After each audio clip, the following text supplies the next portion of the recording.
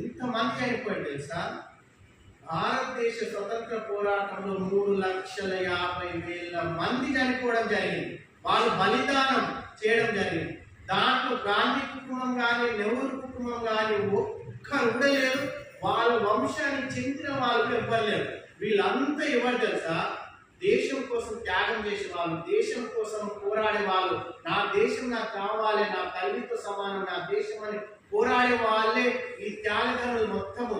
ఒక ఖుదీరామ్ బోస్కి మనం స్టోరీ చూసుకుంటే 16 సంవత్సరాలకు ఖుదీరామ్ ఏ విధంగా దేశం కోసం త్యాగం చేసి ఉరికంబానికి ఎక్కి, ఒక భగత్ సింగ్ 24 ఏళ్ళకే ఉరికంబాన్ని ఏ విధంగా ఎక్కి, ఒక ఈ వీలే కాకుండా ఉత్తమ్ సింగ్ 1919 అక్కడ జలియన్వాలా బాగ్లో ఇంత మందిని అక్కడ ఉన్న కమిషనర్ వాళ్ళకి చంపేస్తే అతను 1940 తర్వాత వెళ్ళేసి వాళ్ళ దేశం ఎక్కడ ఉందో ఆయన చంపడం జరిగింది. ఎందుకు? దేశం కోసం.